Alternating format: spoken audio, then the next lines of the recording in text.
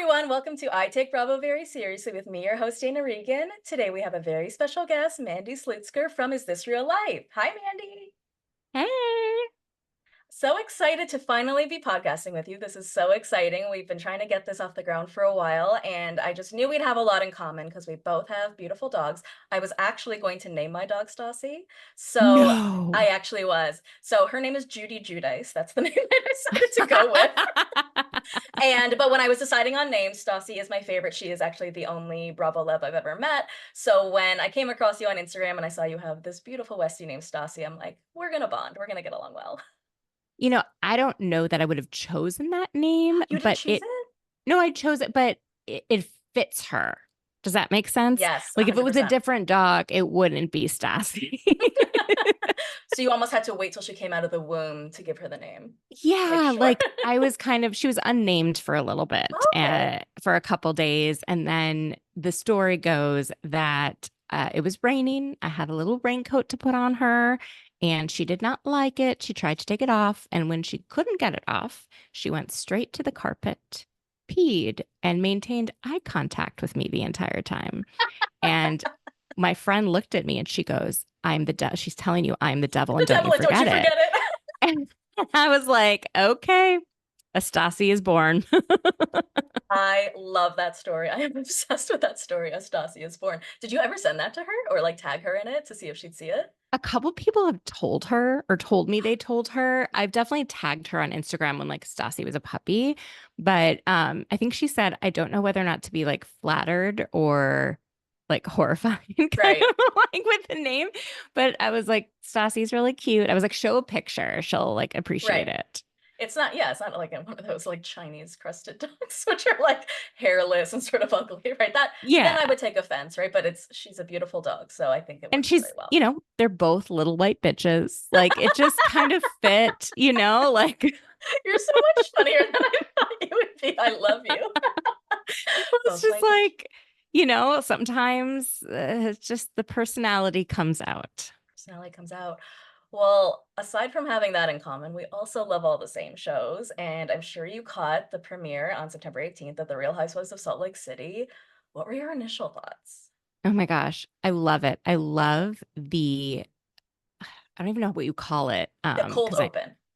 the cold open was great, but also just like the scenery, like the Mhm. B-roll footage that they have and the drones up in the mountains, and then the music that's like, ha, The ha, churchy ha, music. ha. I'm like, just like, what is this? This is nothing else in the Housewives universe is quite like that. Nothing, and except did you watch the, Secret Lives of Mormon Wives? I have not watched that yet, but I'm gearing up to watch it. It's very similar in terms of, like, the backdrop, the setting, the churchy music, right? And I don't know what it is about Mormonism or Salt Lake City that has to expel that gospel music, but I love it, right? I'm obsessed with, like, "Ah, ah, ah," like, all of that. It's Right? so funny. It gives you that, like, that fear, fear of Utah. The fear of God. Puts the fear of God in you for sure. But I really love the cold open, and I love all their cold opens actually. But this one is really interesting because it's almost like they said, "Hey, you know what? We're gonna take away all the walls. We're gonna say what this is. This is a show where we are putting our lives out there. We are giving away all our secrets. Nobody else does that, and then we want to wait to see what the audience has to say." And I was like, "Whoa, whoa! You guys just admitted what this is," and I loved that. You know? I love the breaking of the fourth wall because Mm, at this point, it's a show about being on a show. right, All of them are, right, after the first season. And right. so let's just like let us, I loved on OC this week where Emily called Alexis a friend and we all kind of knew what she was saying. That kind of a Yes. thing. I appreciate when they let us in on that. Right, let's stop saying in New York. We were all there. We were at the reunion in New York. You don't need to say New York.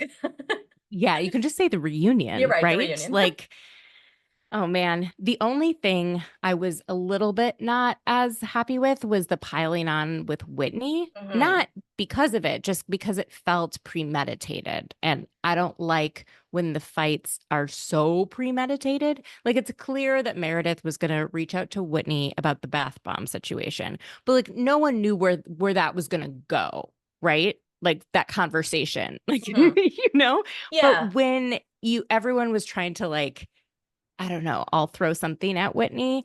It felt like, oh, everyone was like locking eyes across the table and deciding, oh, this is the moment. Remember what we talked about? Mhm. I don't know. That's a good point, and it is a very Salt Lake City thing to be premeditated. I mean, a lot of I feel like the show is very campy, and I say that not really Hmm. knowing what that word means. I just know that people use it a lot Yeah. because it's very like watching a performance of the Housewives as opposed to watching the Housewives, where it's very like, "You stole my bath bombs. I hate you," and it's this big dramatic just sort of existence, which wouldn't happen like in a real life or even a regular housewife situation. They always want to play up the drama times 10. I guess I just thought coming out of the Monica Garcia thing, and maybe I'm tainted, and I do believe I am a bit tainted. I think I'm tainted by Scandal, Melissa's old nose, reality Von Tease, all these things, right? That are Yeah. so like dark and deep and seedy. And then this is so I'll use the word trivial, right? In the sense of like the bath bombs and this and that. I just thought that like after they had been through something so serious together, which usually bonds people, right? Like there's nothing that bonds people more than a common enemy. I had that many times at work, right? You definitely bond with your colleagues more when you all hate your boss. But like and that's sort of how the show started off. It's like, we all have this commonality now. But then they went right back to hating each other over the most trivial things. And so I know I'm gonna give this like hot take that's not gonna be popular, but I didn't love the premiere. I didn't love it. I thought it was fine. I just thought it was a lot of trivial nonsense that I thought we were past. But I know a lot of people like that, I guess. Yeah, I think the part that I liked about it was that the trivial nonsense appeared to be like you can't make Lisa Barlow not behave as Lisa Barlow. And that's the best thing about Lisa Barlow. Like she will never not be upset about the most trivial thing. She is incapable, in my opinion, Mhm. of seeing beyond, Right. right? Like if she feels slighted, she will go crazy, right? And Meredith, I think, can see beyond, but I feel like she felt that she was being poked by Whitney with the ad. It was like, I think I froze the frame of the ad and was like, oh, she's definitely like making a statement about, You did? Meredith. Yeah, I thought so. It was like a dig, or not just a dig, it was also like a joke, right? Because Yeah. Baths and Salt Lake City are a thing, but Meredith's like, well, if you're going to capitalize on it, I should be the one capitalizing on it. So I feel like it was more of a business sort of like you're taking what sort of I took to be my Mhm. stake in this whole enterprise. And so that felt like a real like thing. Okay. It's not about the bath bombs. It's about like, this is my thing. I make money this way. You make money in your way. And now you keep trying to do the things that are my things, like the jewelry line, like baths. But, Whitney also has had her, company for a while. So I find the dueling businesses to be really interesting. It is, and we do see it on a lot of franchises, right? I think we saw it on Potomac with like, well, I had a 1-wick candle and mine is a 3-wick candle. Oh, Completely different. one Completely of different. my favorite fights is that. I mean, I don't know. I also like love Karen Huger. Well, I was gonna ask what you think on her whole DUI situation, but we're not Well, talking about Potomac today.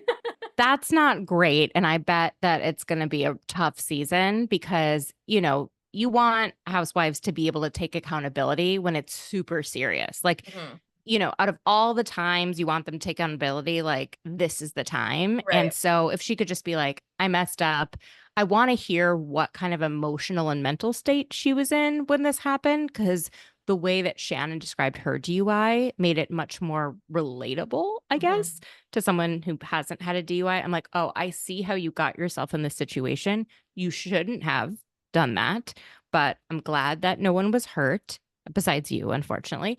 And, like take accountability and move forward. So We we'll we see how Karen handles that. Right. I mean, we all make mistakes, and in this culture, we don't really allow people to make mistakes a lot in the reality TV space because we expect them to be perfect and don't realize that they're real people. But at the end of the day, if she takes accountability, that's a whole different thing, right? I just feel like there's so many of these characters, Sandoval, for example, who, if he had just apologized at the beginning, we may not have had a season of just constant like take accountability, take accountability, take accountability, right? And that's why I feel like with Shannon, she's got this healthcare line of some sort, and I forget exactly what it was, but she's like, you know what, I don't think we should be doing this right now, because how can I be promoting healthiness when I did this bad thing? Or when she said to her lawyer, like, I don't want any special treatment. I should be getting the penalty that I should be getting because I did the wrong thing. And you can't argue with that. Yeah, it's it's funny. Some of the things we love about these characters is how they are just so narcissistic and often in a very funny way, right? Like, but then when you see it turn, like with Sandoval, you're like, oh, all the things I liked about you, now I don't like about you because of this one situation. Hmm. And so, you have to kind of accept them as they are. I guess I find it very fascinating to watch someone find excuses like blaming other people for their mistakes. Like that is wild. Like the It is mental wild. gymnastics is very interesting. It's like, how does your brain do that? Hmm.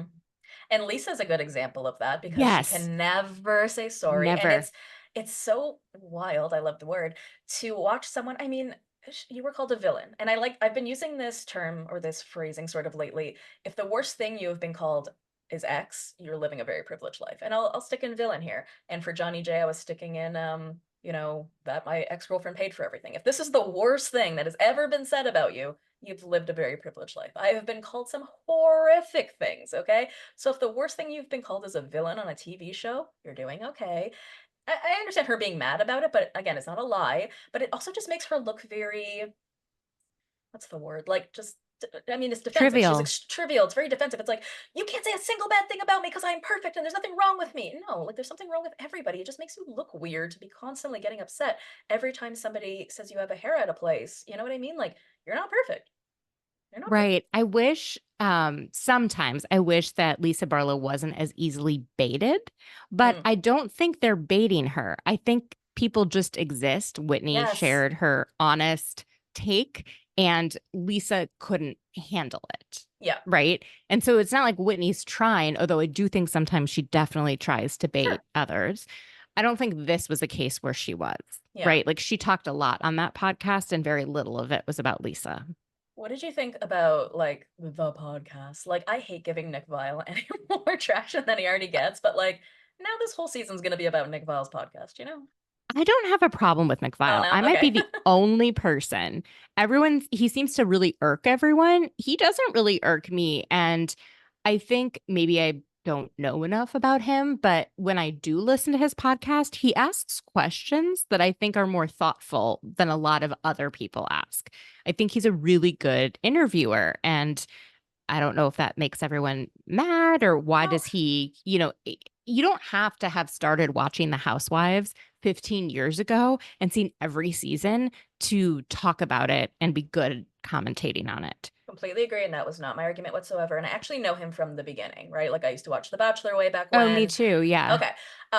Always thought the podcast was great, really supportive of it. I just feel like he's become a misogynist lately. So it's a completely separate thing. Just hearing the Oh, way he speaks about women and just the way he's trying to convince certain things. Just some of his takes when it comes to women, I just find very misogynistic and very, yeah, I'm not sitting here being like, you should be watching Vanderpump Rules from the beginning. It's not that. Not that.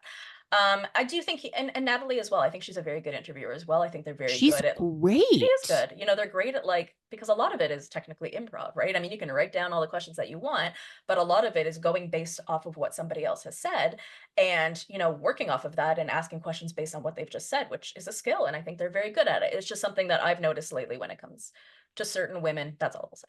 That's fair. I don't know if I've heard all of that. I like him in interviews, but when he's probably commentating and just giving his thoughts, that's probably where it goes awry. But Hmm. in terms of just the interviews, which is more of what I watch or Hmm. listen to, I Same. guess, that then I'm like, oh yeah, he's not a huge issue. I think people just are very territorial in the podcast Mhm. space and in the housewife space. And it's like, no, this is mine. No, this is mine. No, this is a women's space. No, this is a gay man space. No, what are you straight men doing coming in? And it's just like, guys, just like there's space There's for room for everyone. everyone. Yeah. Just, I don't know. I I don't totally get agree. as like riled up about a Right. lot of things. I'm just like, I know who he is, right? Right. He's Right. like someone who says things to be provocative.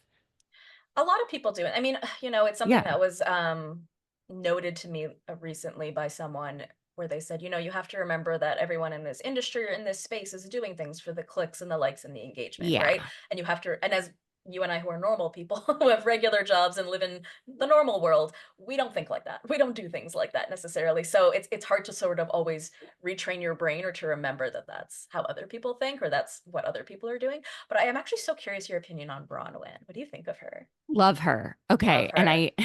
I think that, I'm breaking the Eileen Davidson Accords set by Brian Moylan, which are to not judge a housewife for the first 5 episodes. Ooh, okay. Good to Okay. know. I like her already. A couple of listeners have reached out to me and said that they've been following her for a very long time, Oh. that she's like a fashionista, that she's a true socialite, Hmm.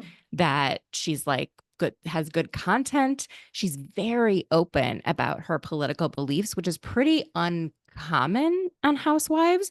And I don't necessarily think she's doing it to get likes. Like, I don't know if she knows enough about, like, if you look at the viewership, it is pretty split Mhm. in the United States politically. So coming out very strongly in support of one candidate and a whole set of issues isn't going to win you as many favors as some people might think. Mhm. And so I don't know. I appreciate her. I loved that heart, whatever I liked couture. it. I was like, what is this? This is incredible. I would have worn it, right? Like I'm not a big fashion person. All I wear is literally my own merch, but like I actually would have worn it. I loved it. And what I think is so fascinating about her, well, I mean, as you can see from Salt Lake, it's always been very, up there with the attire, right? Really out there, really over the top. And she is no exception. She came in real hot with her crazy outfits, but she seems so comfortable in them. Like you would think that when you're wearing, because that outfit that she was wearing to lunch with Lisa, where it's like a jaguar printed almost like bathing suit with like a ski jacket. Did you see that? Yeah. And it was she looked comfortable as hell. Good for you, man. If you're gonna wear that, you're owning it, and you're not just being like, I'm wearing this for the fashion and I'm so uncomfortable. Like Erica Jane would do sometimes. But with this, she looks like not only is she wearing that because it's fashion, but because that is, that's her sweatsuit. That's what's comfortable for her. She loves it. She was just incredible. I enjoy her. We'll see what comes. I have Right. a lot of interest in her backstory because she said she has a 17-year-old, but then she was like, oh, 10 years later when discussing her marriage. So I'm like, is your 17-year-old from a different relationship? Right. And Right. is that the reason you were kicked out of BYU? Did you get pregnant? Because the Ooh. timing seems to add up a little bit. Hmm. So I'm just interested in all of it. Her whole backstory, her relationship with her stepkids, Hmm. right? We've seen Whitney's relationship with her stepsons that are only a couple years younger than her. All of it's just interesting, right? There was a moment, and I'm not sure if you caught it, and maybe I'm making it up, but when she was No. talking about her stepkids, she said like, and they're just, they're this much older than me, or he had them before, something like that, where it was very flippant. And I wonder Yeah. if there's an issue with her relationship with them. Did you catch that? That's what I thought. I was like, because I would have an issue, right? If my dad remarried someone younger than me, I'd be like, what the hell's wrong with you? Like I think Yeah, it's weird, right? I think it's weird in general, yeah. but it doesn't make it less entertaining. It doesn't make it wrong just because it's weird. Right. And what I also love about all these people and their backstories is the Mormonism, right? Because they always have just such interesting backstories because of it. Now with Brittany, who's this other new girl, Yes, I wanted to ask you about her. so unfortunately for me, I just felt like she kind of faded into the background. And I don't know if it's because she doesn't look like a Brittany. Like I keep forgetting her name because she just doesn't sit as a Brittany to me. But I thought it was fun when Heather was like, oh, another bad Mormon, another divorced one. And honestly, at this point, after watching this show and The Secret Lives of Mormon Wives, to me, it is very common as a Mormon to be divorced. So this whole bad Mormon thing is sort of, I'm forgetting what it really means because it seems like they're all in that boat. Like we're only seeing the bad Mormons. Do you know what I mean? Like we're only seeing the ones who Yeah. have had some sort of strife or struggle within the church. I haven't really seen anyone who is like the good Mormon. It's probably not a great representative sample of Mormons, the ones Well, that we've we don't want to seen watch that, on right? TV. But I also think that sometimes when you push too hard on something, such as marriage, and being like, you can never get divorced, you could always has to be like, it's almost setting it up for failure. Hmm. Whereas when people are like, we're getting married, this is our decision, and you don't put all that pressure on yourself. You're Mhm. just building a partnership. Right. I don't know, like it just it seems to be more successful than like the obsession with having a perfect marriage. There is no such thing as a perfect marriage. And you'll find it interesting when you watch The Secret Lives of Mormon Wives because it's sort of like a different mindset where it's like, it doesn't matter what my husband did, we have to stay married. That is what we do in our culture. Right. So And it's I it's a little think different. that sets up bad marriages, right? Mhm. Because people think they can do whatever they want. I mean, you can go to Jax Taylor and, Brittany Cartwright, and he was like, well, we don't believe in divorce. Okay, well, if you don't believe in divorce, then that means you believe in always trying to do something that helps you connect with your partner and improve your relationship. Not that I can do whatever I want and they can never leave me, but it always seems that the latter is what is like gets in people's heads. And it's always the men that can do whatever they want and the women that have to deal with it. Mhm. And that's just so toxic, in my opinion. And I find that relationships and marriages that are based on true partnership and equality seem more successful to me.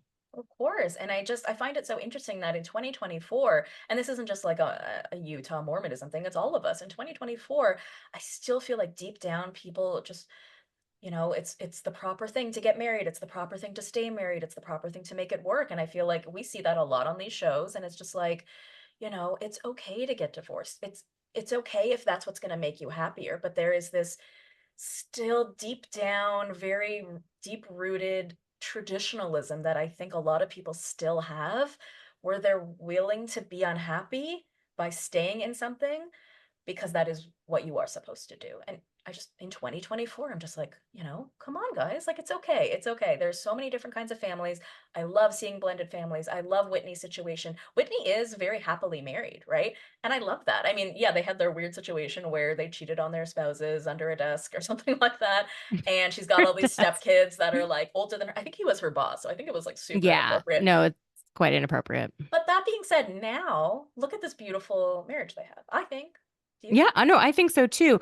I would encourage if I had children, like don't get married in your 20s. You Or do not know who you or are in your 20s. do you know what I mean? Just I not saying don't, but like date. You don't have to, it doesn't have to get towards a relationship or towards a Marriage. engagement so Mhm, quickly. mhm. Just they always seem to feel like there's a ticking time bomb. And a Right. lot of that goes back to whether or not they are allowed to have sex or be intimate with one another. Mhm. And, you and I are both Jewish. We don't have as much shame around sex. And because of that, I think we're a lot less sexually deviant. Like it's just like, okay, have sex or don't have sex. Like it's not as the more shame there is around it, the more problems I think come as a result. And so if you're not just trying to get married so that you can have sex, then it kind of changes the timeline a little bit, right? Right, right, And I think that would be a smarter way to go, in my opinion, just to have like long-term happiness, right? right, of Because course. getting married that young to when you don't know yourself, your partner doesn't know themselves, like why do that? You don't have to, And sorry you to know? keep throwing it back to The Secret Lives of Mormon Wives, which you're obviously gonna watch the rest of the day now because I've just, like, pushed it into your head. It is, there was one girl on the show who was saying, my husband, no one has ever loved me as much as he loved me, as much as he loves me." And one of the other girls is like, "You got married when you were 20. Your brain wasn't even developed yet." And that's what I keep saying, like, their frontal lobes haven't even been developed, and they're getting married at 19, 20. So, yeah, there is something to be said for, like, gaining life experience. I mean, my parents were married at 23, but it was a very different time. They're 71 now, right? Like it's a very different time. And at 23, I was still in school. So how could I be getting married? But a lot of them are doing that. Sorry to bring it back to that show again. A lot of the people on that show were still in school and already married. And I was talking to people online who went to BYU and grew up in that culture and sort of things. And they were very, very pressured to get married by 19. And if you are not married by second year of college, you are basically like shunned. It is really, really pushed on you. So again, so crazy when you're a child. You're a child at 19 to get married. I Crazy. know. I feel like the Mormon culture outside of BYU in Utah, like even in Idaho, and I grew up in Minnesota, Mhm. is so much more chill. Oh, Like okay. like it's not as intense of pressure. at least like the Mormon kids I knew growing up, Yeah. they obviously followed everything. I don't remember all of them getting married at 20 at all. Like, I Hmm. think it was more after college. It was, Okay. maybe mid 20s, which I think is a lot more reasonable. Yeah. And it just, I think the closer you are to the center of the religion, the more intense it is, That makes right? sense. That makes sense. It is the home of Mormon culture, right? Like I think in the show, The Secret Lives of Mormon Wives, they're in Provo, Utah, which I think is like pretty central. Provo and I think Salt Lake City are the main two, central locations for the majority of the Mormon community. And it is something I've actually really always enjoyed about Heather because you can see her struggle, not so much in this first episode, but throughout the seasons, you really see her struggle with her faith.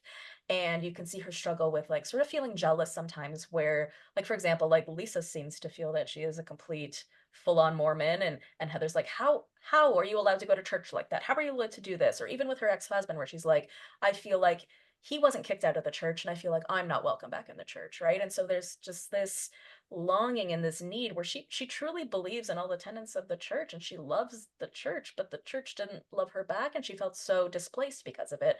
And I find that very interesting. And I find like Salt Lake City is the only Housewives franchise where we talk about religion at all. And I like it because I find it very interesting to learn more about the culture and how that affects your marriages, your friendships, your day to day, right? It's the only franchise where there is arguments about culture. Religion and Yeah. culture. Yeah, I find that fascinating. I wanted to know what you thought about one, Mary being a full-time I was going to housewife, ask you the same thing. and two, her newfound friendship with Angie K. I have a lot of, I don't know how, I'm just going to sort of speak in like, rambles because I'm not really sure how I feel about the Mary of it all because there was a long period of time where we were canceling people every time they did something bad. Then we stopped doing that. Then we brought Mary back on and we forgot about all the bad things she did. And then she started doing bad things again. And we were like, ugh. So in a way, she sort of worked as a friend of because she was saying little bad things, but it was in little amounts and we were okay with it. I don't know how I feel about it. I almost want to say like it depends on what the bad things are. In some ways, I find it funny because I've just listened to a lot of people have different opinions on these like problematic characters, for example. And there was someone on a podcast who said something like, you know what, if we can just accept people for who they are, sort of like how you were saying, she's this silly lady who says these ridiculous things. It's like your grandmother who says the racist stuff, right? Like everybody has a grandmother that does that. You don't disown your grandmother. Do you want to give her a spotlight and a platform? Probably not. But I'm also entertained by it. So those are all my thoughts. I know that was sort of rambly. What do you think? No, I kind of feel the same way. I'm not sure how to feel about Mary. I find her very funny sometimes, and other times I find her very cruel. And when she's Mm. cruel, to me, that doesn't seem entertaining. What's entertaining is like her closet, her like, how she feels about all of her clothes is such an unusual relationship, Mm. right? Like for her relation, she talked about it this episode, how she likes to have a lot of things and that she had to share a lot growing up. She had a lot of siblings that I find fascinating. I find the situation with her son and how she says, I raised him to be too sheltered and now like I'm going to have him stay with me. And I'm like, well, you're not acknowledging. I mean, it's episode one, but he got in a lot of trouble, I think. One for, I think, keeping his girlfriend at one point, who was a minor at their house. And She was they, a it was like minor? at one point she Oh, was, I it didn't was know like that. 17, 18 relationship. Like he was 18, she was in, Okay. and it was like a kidnapping charge or something that later got dropped. Then he was on social media making scissor or whatever you call it, like where you mix codeine and a bunch of other stuff. No, I don't. And it's like the stuff that like Lil Wayne and some of those rappers get addicted to. Like Oh, anyway, okay. so he was using drugs and making videos about it. Oh. And he got in trouble. And it's like, okay, is he that sheltered or is he like not sheltered enough? Like what's going on here? What is this relationship? Like, what has this child been through? Why are they behaving the way they're behaving? Why is Mary looking the other way? Or is she just unsure of how to handle her son now that he's a certain age and that kind of a thing? Because it seems like last season they lived in the same house together and she didn't even know whether or not he was married. Well, I was going to ask you that. Isn't he married? Like, what happened to that? Isn't he married? I hope we find out more because there's something there that's interesting. And I think she feels guilty for maybe making some mistakes in mothering him. and like everyone does, right? And I want to hear her kind of talk more through that. And I think it's going to be really fascinating to have her on now. Now, if she starts saying fat shaming people and saying like nasty things, then I'll be like, come on, Mary, like this isn't entertaining anymore. But Right. at That being this said, point, it yeah, is entertaining. it So is I'm it open and I'm pretty anti canceling people. I just feel like everyone like I mean with housewives and stuff, people just get so up in arms over I don't know, like sometimes the littlest things. right. And sometimes they're just sharing their opinions and their opinions you don't have, but other people agree with. And is it Bravo's job to like pick and choose which opinions are quote unquote okay and not okay? I mean, obviously, when people are like openly racist, like Jenny on Real Housewives of Salt Lake City, like that is a different layer, right? And different level. But people just are like, so and so voted for Ted Cruz and so voted for whatever, and they suck. And and it's like, are Everyone people has not allowed to vote? Like, everyone's allowed to have an opinion, and I need to know your opinion. Is Diet Pepsi better or Diet Coke? Diet Coke, and I don't even drink either. I'm I doing just know Whitney. instinctively. It's like saying Diet Coke is the best when I think Diet Pepsi is the best. Um, One last thing on Mary is, I really resonated with Heather, where, Heather's basically saying, look, I was on Ozempic, I lost 25 pounds, and now Mary doesn't see me as inbred, and she says that, I look great, and now she wants to be my friend. And as someone who's always been overweight, I can actually really, really Hmm. resonate with that. And there was this article or interview that Heather did some months back about Ozempic. I don't know if you saw it, and I I found it loved Oh, it. you did see it as well? I really liked it. And, as much as we all like to sit there, and I have my whole life tried to be body positive and tried to love myself and tried to do all these things, I was on Ozempic for a while, and I've done many different diets over the years. I have binge eating disorder, so it's more of a struggle than just like trying to lose weight. It's a mental thing as well. And I really what I liked her saying in that interview was like, no matter how hard you try on all this body positivity stuff, people do just treat you better if you're thin. It is what it is, and I'm not saying that is like a good thing. I think it's a horrible thing, and it's something I've noticed myself too. When I am at my thinnest, people treat me better. They're nicer to me, and it's a very crappy thing. And I'm not sitting here saying don't work at body positivity, don't work at loving yourself, always do those things. Unfortunately, it's everybody else, but this is just such a perfect example of how that manifests and transpires, because it's just like, oh, you're almost not worth my time when you're fat, but now that you're thin and pretty, oh, now I want to be your friend. And it's a crappy feeling, but it is just reality. It is. I related to it so much. And then what I didn't like was when fans were like, well, she caved or she was supposed to be the body positive housewife. And I was like, no, no, no. She doesn't have to endure cruelty just so that we all feel better. Right. Like she went through way more than most housewives go through, the types of things that she was being called by her castmates, Shrek, right? a By Jen manatee, Shaw. horrible things. And if this is making her life easier, like, okay, people can Exactly. make decisions about their own bodies, right? What I don't like is when it's housewives that are already probably not just thin, but like extremely low BMI go on Ozempic. Then I'm Yeah. like, okay, now you're misusing a Right. substance, Right. and then there's a lot more chances of something going wrong, Right. right? But when she chose to do it, I was like, that I okay, like Yeah. more power to you. And same with Emily from OC, she's like, you know what? I was on it, and then I worked out really hard, and then I did this and this, right? And that's the thing about Ozempic, not going to get into the whole Ozempic thing, but it isn't just like a quick fix. And that's why these women who are misusing it for the long term as well, because you can't just take it and lose the weight and it stays that way. You got to then change your entire lifestyle, right? So, it isn't just this quick fix. And I appreciate the people who are talking about it. And at the same time, I'm kind of annoyed that we're like, we're going to treat you poor because you're overweight. But then when you go on Ozempic, we're going to judge you for that as well. And it's just like, there's sort of no winning for the overweight community, I feel like, because I feel like, and I don't know if you know who Remy Bader is on Instagram. She's Yeah, an she said influencer. some negative thing. Everyone has an opinion about Ozempic, right? Like, No, it's not about Ozempic. She just said something recently, oh, and I don't really know why she lost weight or how she lost weight, but I did notice that she had lost weight. But she had said she's always been a body positive influencer, and she's a plus size influencer. And she was saying, you know, when I was at my biggest, I was too big for everyone. And now that I'm smaller, I'm still too big for everyone. And people are expecting me at the same time to be bigger because I was supposed to come off this certain way. I am this body positivity influencer. So if I'm thin, am I giving up the brand, right? And I just think that's sort of unfair too when you think about Heather, where she's supposed to be this, right? You're supposed to be the overweight one. What if she doesn't want to be the overweight one? Why can't she be whatever she wants to be and we can still love and appreciate her? Why can't we say that she's still a person who works on herself and someone that we relate to just because she lost weight? I mean, I just think that's so backwards. It is. It is. And, I'm interested to see Heather's journey. Heather's someone Mhm. that is so fascinating to me because there's parts of her that are so relatable. And you're like, oh, she's like one of us. And then there are parts of her where she is too obsessed with the show, in my Yeah. opinion. Yeah, I And one agree. of the examples is when the Watch What Crappens guys had their crappy awards and they gave Monica an award for best newbie.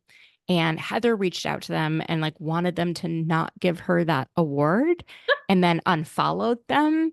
And it's like, girl, like This when is a you're real award. too obsessed with it, it's like you're giving Lisa Rinna. You've jumped the shark. You're doing too much. That is way too much. You That's not an need Emmy. Jesus Christ. I know. Watch what crappens. No offense to the Watch what crappens guys. Right? But why get that worked up? And then it Right. makes me feel like you're living just so in a bubble. The Yeah. thing I like about housewives like Shannon Bedore is that I actually don't think she knows how to use social media in that way. I don't think she's following social media in the way that Tamra Judge and Heather Gay and some of these others are on it. The too much they're on social media, the worse off that I think they are to me. Like I want them to be a little bit delusional, not as in the weeds. Like I don't want them doing what you and I do as fans. Right. And it kind of scares me because Tamara, for example, just started following me and I'm like, ah. And then she started going off on, like, I post clips from podcasts. That's what I do. And I posted a clip from a podcast that, who was on it? I don't know if it was Vicky, someone like that. And then because now that she follows me, she just started going off in my comments. And then people are screen grabbing that and posting that. And a lot of the fighting ends up happening off screen and they're not Hmm. allowed to talk about it, which is what happened with New Jersey this past season, where we're not allowed to talk about all the things that happened off screen, and Salt Lake City as well. Like I heard last year that, you know, they kept wanting to talk about podcasts and things that were happening online, and they were sort of told by producers, we're not doing that, right? We're not talking about things that aren't happening here. And so I totally agree with you, because if we can keep this within the show and stop trying to bring it out to the social media world, then and there's also the people who are missing that. If you're not an avid social media person, you're missing all the back and Yes, forth with Vicky and Tamara and all of that because it's not on the show. they need to save it for the show. That's Yeah, how I feel. I Like agree. Tamara, all of that stuff, save it for the show. I think there needs to be gag orders for the amount of podcasts done. I think, especially while they're filming, like Hmm. save it for the reunion. Yeah, exactly. Well, do you want to move into OC now that we're sort of chatting about it? Yes, I would love to. So before we fully get into it, because this is totally on brand, Alexis posted something last night. I just want to read it Oh my out loud. So this gosh. is what she posted on Instagram. I just want to let everyone know that what you're seeing in my career is not real. Hello, your career. Career? It's not the truth. There has been so much left out intentionally to paint me in a bad light. It's okay. I'll take one for the team to get ratings for this business, but I will live in truth, and I will bring the truth. Whether I have to do it here on my Instagram page, or if this career I choose decides to bring the truth out. Either way, it will come out. And you will also see the true Alexis, because what you're seeing on TV right now is not me. I love you all, and I do not hate you for hating me, because I would hate me too if I were you. But just hang tight. I'll be speaking the truth after every episode of what has been left out intentionally to paint me as someone I don't even know.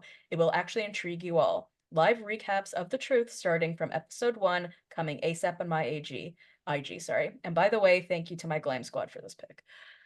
So, no. No. Nobody wants any more of you.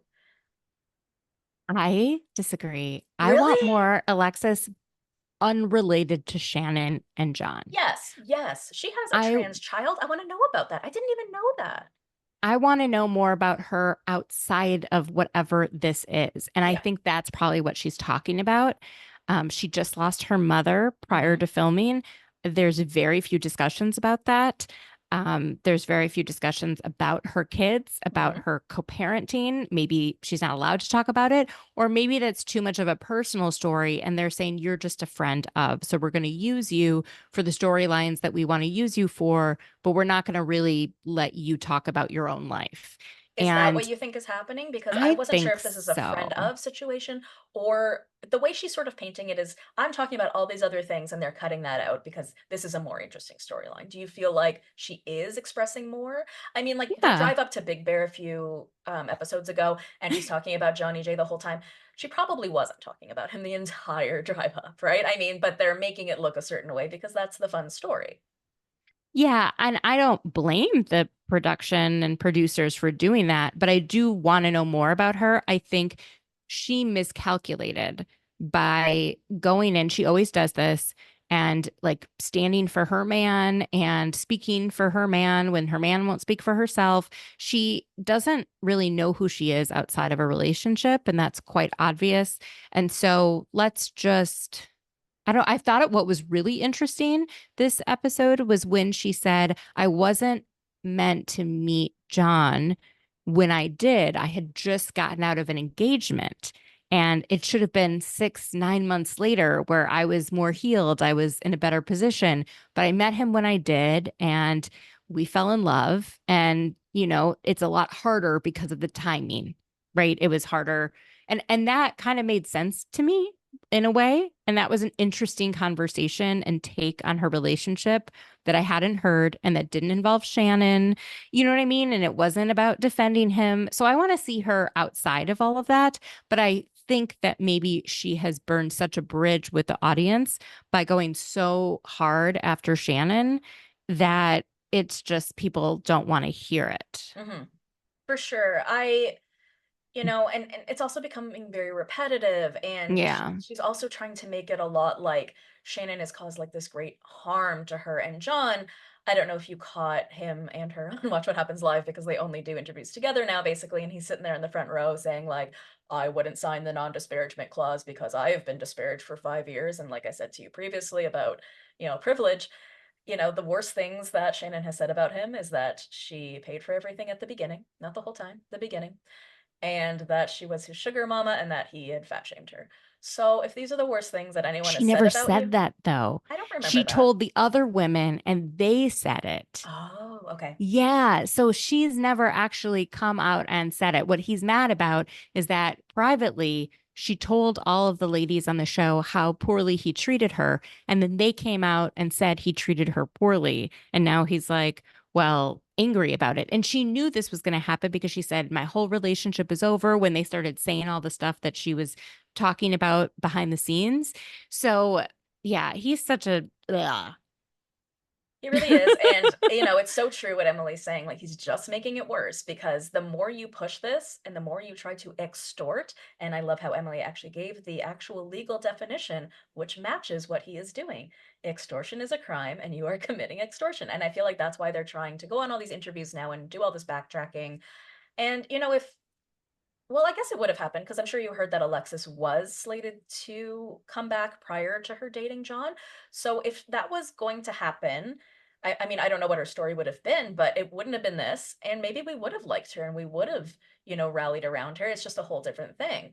But I have to give it to Shannon for putting up with all of this because picture Ariana in this situation where, they say to her, you got to film with Raquel who's suing you right now. You know what I mean? Right? Like it's a lot. And, Shannon is sitting there like shaking like a leaf half the time. She looks so frail. Not defending her. She did some bad stuff.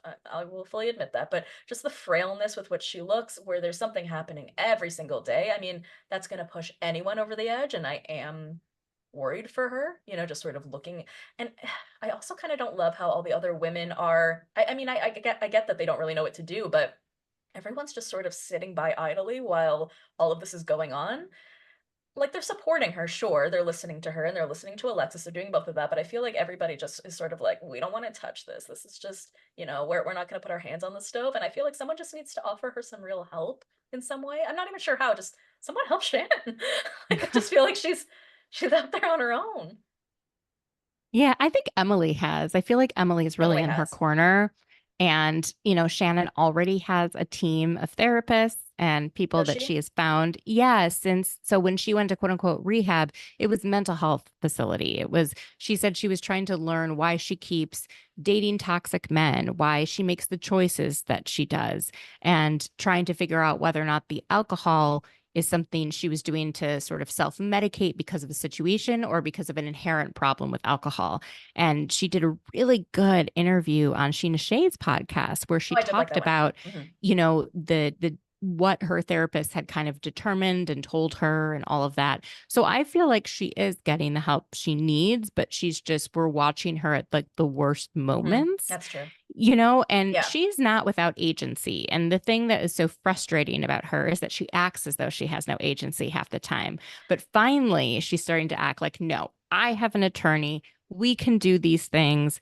I'm getting mental health help, you know, all of that. I like when she stands on her own Mhm. 2 feet. And, Mhm.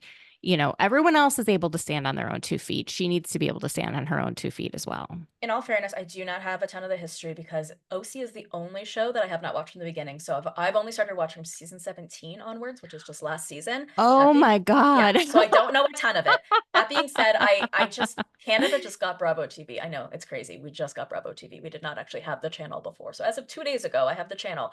And so now that Housewives is on all day every day. So I'm on, I don't know, I was just randomly watching season 15, I think. And it's when John and Shannon are together and she's drunk as hell and all this stuff is going on and she's crying hysterically about COVID. And I'm like, I'm the only one dealing with this immunocompromised situation. And I'm just like, oh, she is a victim. She does really sort of play this victim. But again, because I don't have all that history, I definitely on this one show definitely come out with perspectives that maybe aren't the most informed. Only on this show, I do like to be very informed.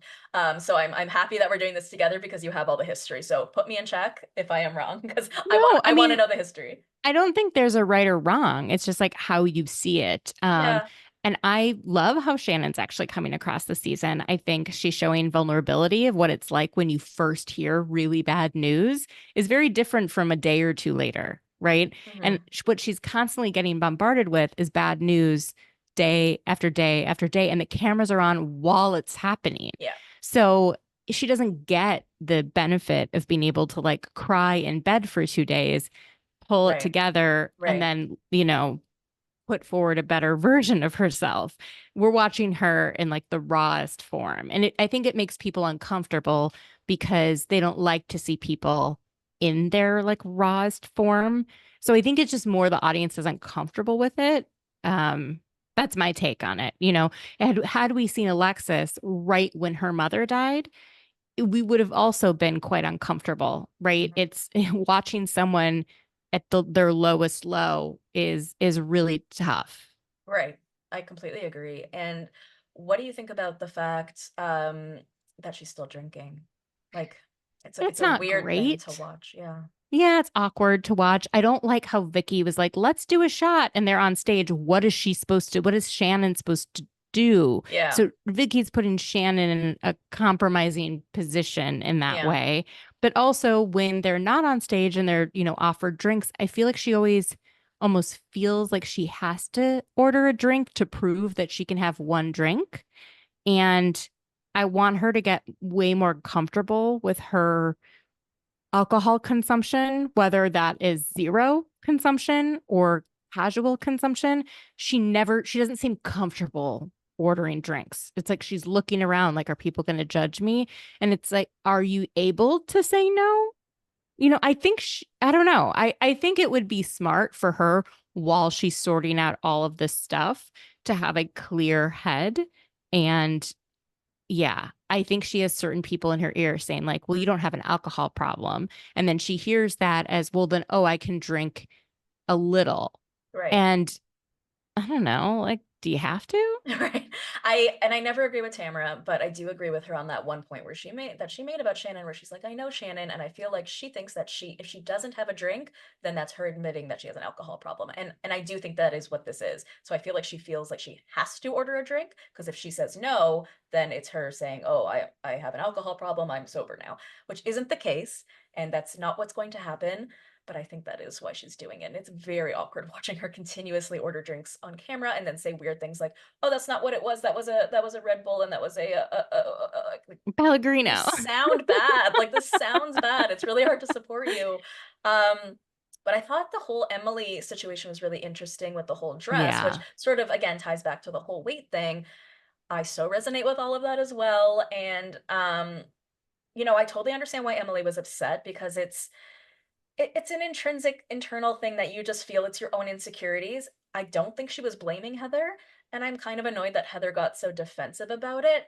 And she's getting defensive because again, all of these ladies hate to ever be told that they've ever done anything wrong. She didn't do anything wrong because she did just give the measurements to the fashion person, right? The whole bringing your own jeans thing, I did feel really bad for her about, and that is really weird. But again, that wasn't really Heather's doing. She gave the numbers to the person gave them back.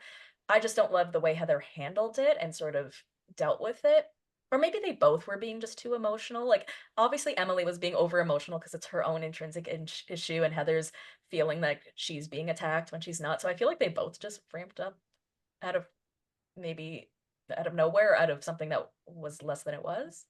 I think I agree. I think both of them kind of are a little bit at fault for it getting like bigger than it needed to be. What's interesting and what I think is different about the housewives is that a lot of us tailor our communication style to the person we're communicating with. So if I was talking to Heather, I know that she's defensive. So I would tailor my communication Mm, style to like try and bring down the defensive so I can actually get through to her, being like, I'm not upset at you. This has nothing to do with you. I'm just sharing my feelings. Um, and then allow her to comfort and to say what her intentions were, and then me to share back how I felt about it. Right. yeah. But Emily kind of kept going once she got an apology and Mhm. I'm sorry you felt that way. But she kept going because she had Right. more to say. But the way that she did it was always going to push Heather too far.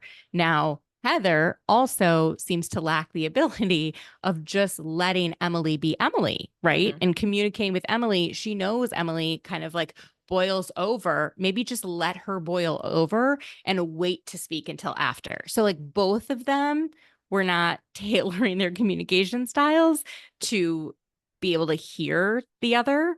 And so I don't know. I see both sides. What I did not like is when Heather was said in the confessional that the dress was tight on Emily, like for the record or something like What was that. that? What was that? I'd It never was heard her say anything like that nasty. about someone's body, so my instinct was, did she understand what she said? Because that's just not something I would typically hear her say, but that was not good. No bueno. No, no. We don't say that. Yeah, I think she was trying to defend, hey, this was the correct size dress, but you don't need to do that. No. Like talking about Emily's body is clearly something that brings Emily pain. Don't talk about her body, period. And if you don't create a line of clothing that someone Emily's size can wear, and she is a small woman, right? She's like fit, but she is not a large woman, then what does that mean? Because you say that you're for inclusion, and if you Right. don't go above a size, what, 6, 8, like, in pants, like, come on, it's I think a big part of it for Emily too, and this just sort of struck me, it's like she went through all this work. She did all this work to lose all this weight, and it's still not good enough. I'm still not small enough to fit into your sample sizes. I think that's what really got to her. And it's sort of the Remy Bader thing that I was mentioning earlier, where it's like, okay, I'm not that big, and then I've lost weight and I'm still too big for you guys, right? And I think for her, she still felt like I feel like she's more insecure with her body now that she has lost weight, and I totally yes, resonate with I that as agree. well because it's like for me, it's like when I got to a good place, it's like, oh my god, how do I keep it like this, right? And I almost ended up yo-yo dieting more because I was so panicked about trying to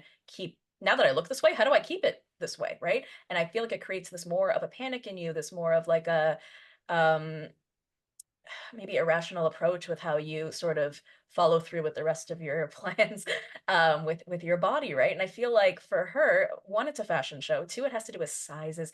And I do want to say for the record, and I'm sure we can all agree and appreciate on this, just because a size says something doesn't mean that's the size that you are. I mean, I have had to wear things. I've worn a Oh, size 2 and a 14, you know, on the same day, right? Because that is just the way that brand has made those clothes. Same with shoes. I could be a 6 or a 12. It could be anywhere in between just based on how those are made. So I totally get how the numbers can like kind of mess with your head. And I have been yeah. one of those people who have actually removed them sometimes from my jeans because I don't like seeing the number. I know it's not about the number. I know these jeans look good on me, but that number looking at me in the face every day, whoo, whoo, no thank you. So I've removed that number. But I think that's a big part of it for her, right? Like it being a fashion show, numbers, you have to bring your own clothes. There's somebody else who's wearing the same thing as me and she looks better in it. I mean, that just, oh, that gets to you no matter how much work you've done on yourself, right? Because at the end of the day, your body issues are still like a psychological mind fuck for you, you know?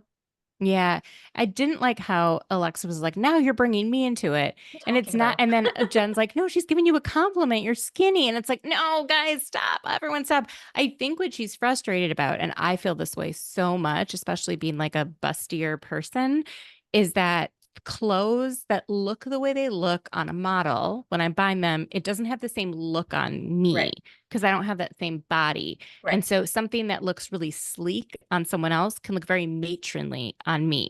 Mhm, And that can be frustrating. And so with this dress in particular, it looked more business-like on mhm, Emily and more party-like on Alexis.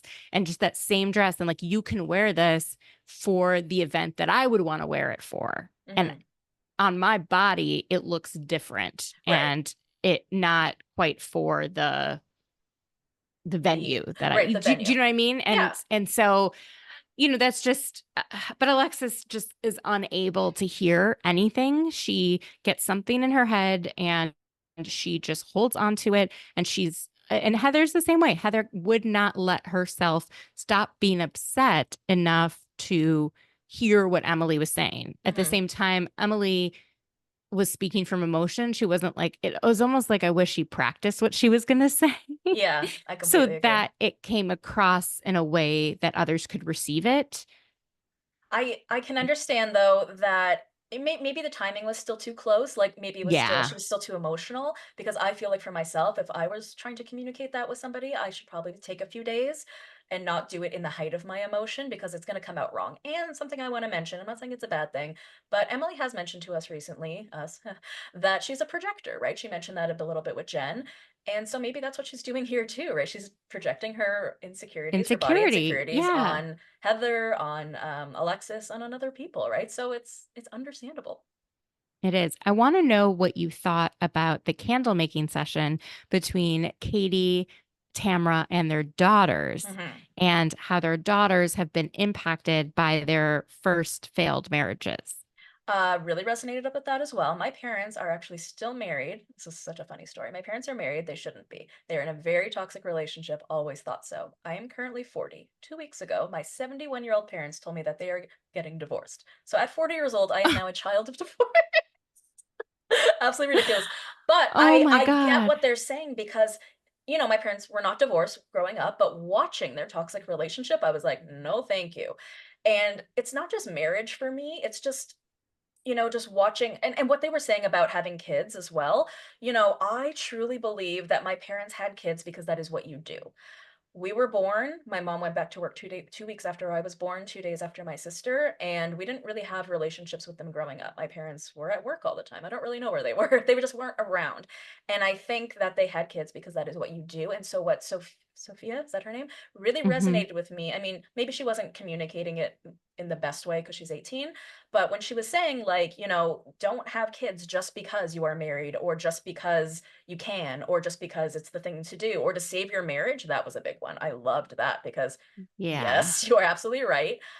So I really resonated with what they said. Even though they're such young girls, I remember that time and I still sort of feel that way where the relationships around me were so toxic that I knew it wasn't for me. And personally, I don't want kids, not because of the way I was raised or anything like that, just I've just learned that about myself. I'm just like, I don't like to call it selfish because I don't really like that word because I'm very giving when it comes to friends and stuff, but I just don't feel like I'm a person who wants to give that to a child, who wants to have a child and give them my whole life and give them everything. I feel like it would be selfish of me to have a child just because I quote unquote can.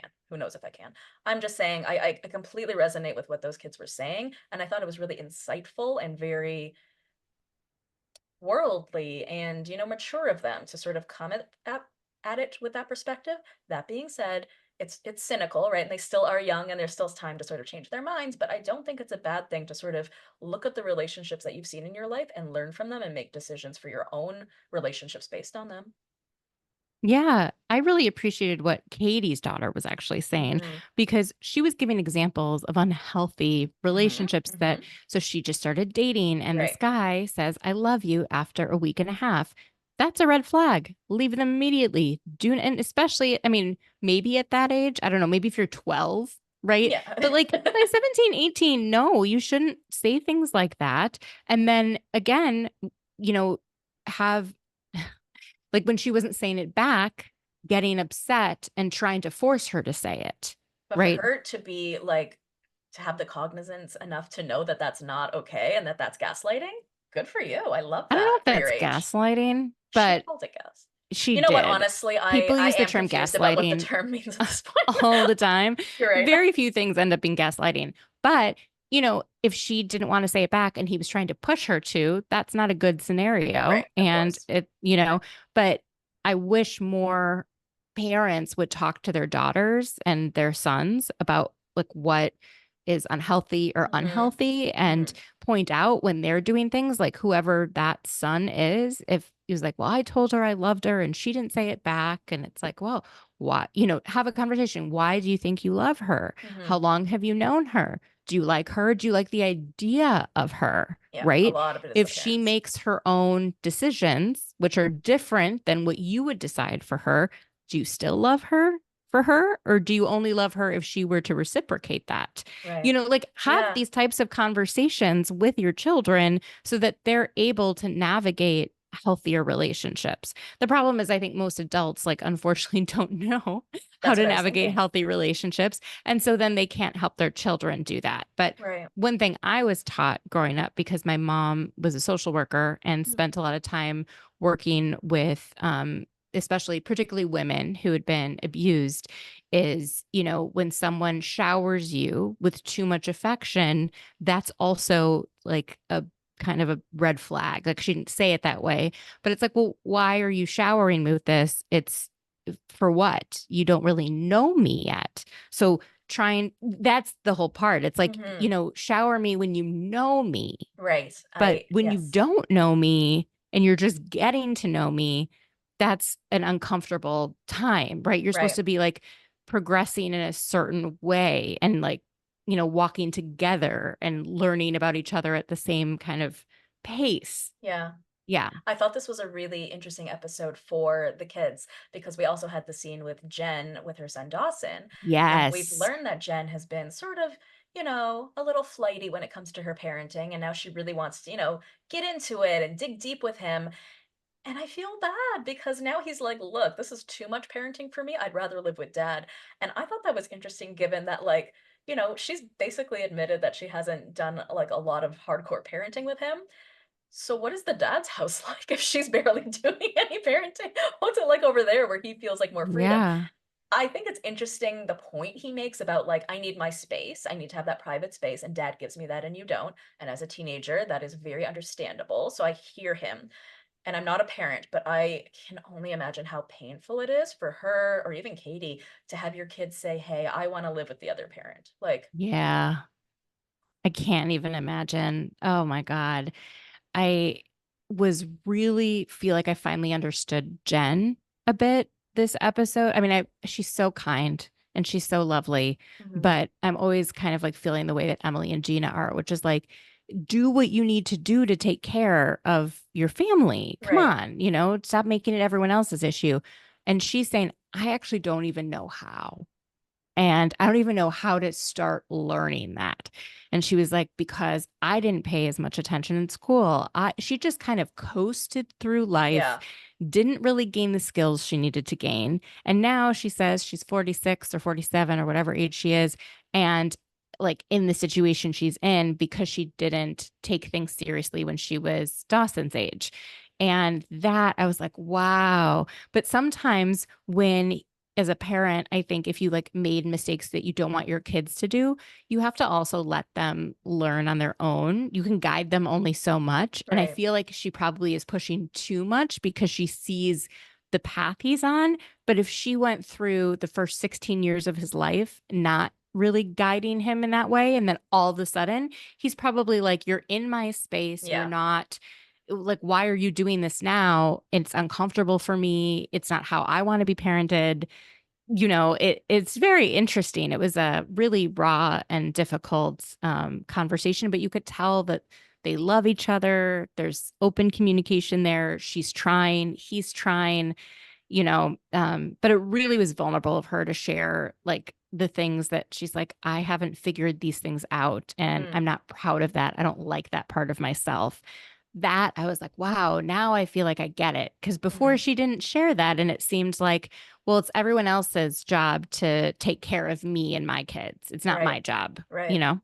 And I really like how the son, he didn't come at it from like a negative perspective either. He did say like, I want to be closer with you. I want to have a better relationship with you because it could come off so negative. It could come off like dad gives me more freedom and you're mean and I want to go live with dad, and it could, just really, derail her. But I love that he's like, look, he's even trying to deal with it tentatively, and because that's his mother who he loves as well, and he's even being careful, like, I love you and I want to have a better relationship with you, but this is it for now. And I honestly feel like, as difficult and as sad as this is, in a few years from now, for both Katie and Jen, they'll understand it better. There's just something about being a teenager where you want what you want when you want it. You want to be with your friends, you want to stay out late, you want to do these things. And it's him wanting to live with the other parent or the other kid wanting to live with the other parent.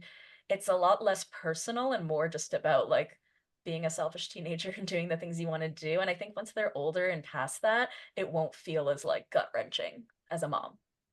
And I think also being a teenager and dealing with like that many changes is That's a also lot. so hard. Like it's hard Yeah. enough being a teenager. Then now you've got your parents are separated, they're living in different places, they have different parenting styles, they can't communicate with each other.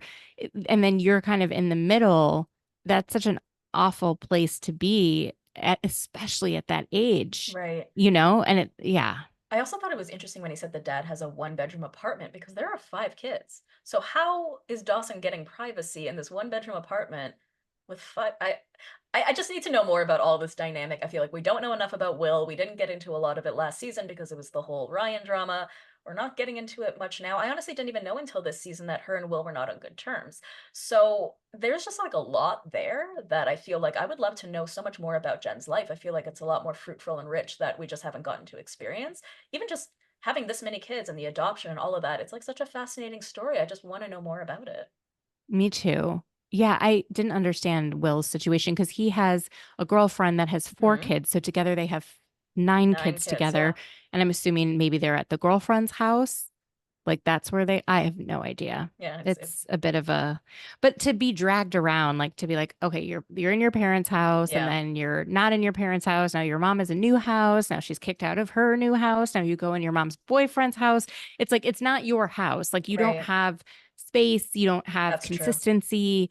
And, Brian's like not their dad. And he's kind of maybe playing too much of a dad role without having gotten to know them as Mm, much first. Who knows, who right? knows? It's, you know, a lot. But And so kids I need feel for them. consistency. Consistency is key. And so just having that constant um, disruption in your life as a teenager, it's a lot. I completely agree. And I really appreciate what Tamara's daughter said about looking at who you're procreating with. Like, are they going to be someone that even if things don't work out with you two, that is going to prioritize the best interests of the children? Mm. Or are they selfish? Or are you selfish? Right. I felt like it was a little bit of a dig at Tamra, who I think went ahead, had four kids, and then immediately goes on television and is spending all of her time becoming a famous real housewife. And like, what's going on with all those kids? And You one of them know? has said on Facebook, I'm sure you saw the post where she's like, Yeah. I That was have from asked like her. I know, 7 years ago. it Yeah. is, but she's like, "Stop talking about me on TV." And what is Yep. she doing? Talking about her on TV. That's all she's Yep. asked of you. That's all she's asked. It's a very simple request.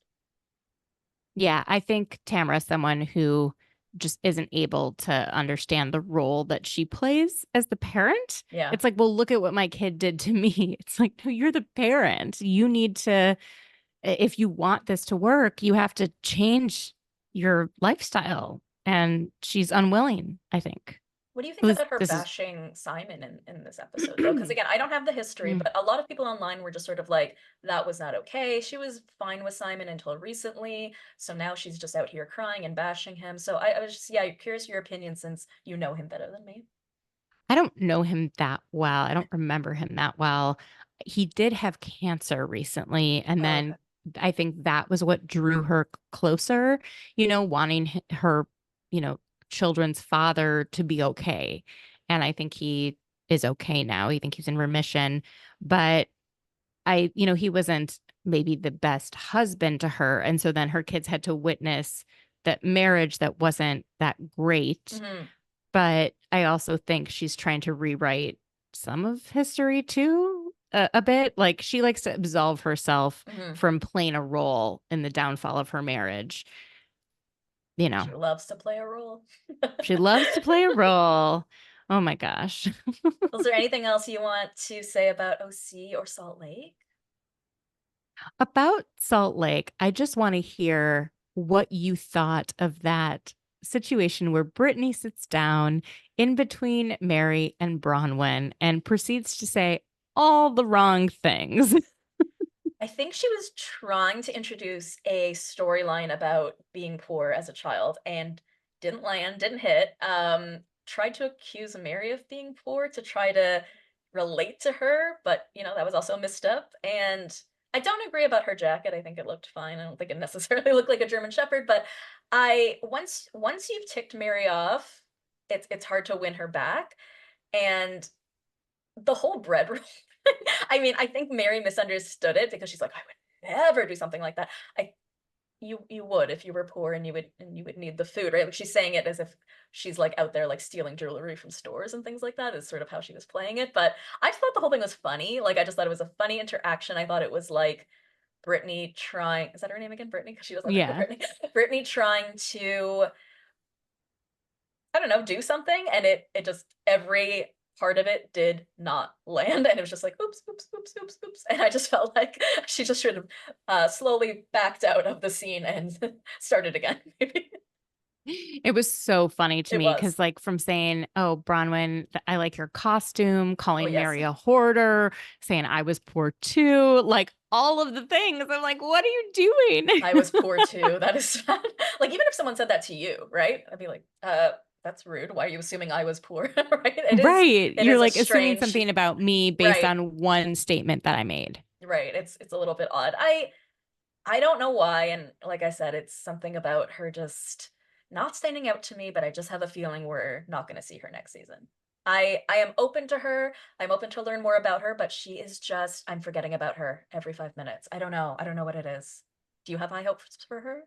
I have no idea. I know Yeah, I guess we just nothing don't know about enough. Brittany or Yeah. the other new person. But Bronwyn came in Yes, Bronwyn is here to quite stay. interesting. Yeah. Oh, and one thing on the Brittany, she is dating or was dating one of the Osmond cousins or something like that, which Yes. I thought was really funny when Heather said that's like the Prince Harry of the Mormon world. And again, I know you haven't seen it, but on the Secret Lives of Mormon Wives, one of the wives is married to a guy named Zach Affleck, who is allegedly second cousins with Ben Affleck. Which he's not. That's been disproven. That has now been disproven. So the first thought that entered my mind when they said this was like, is this true? Is this really an Osmond cousin?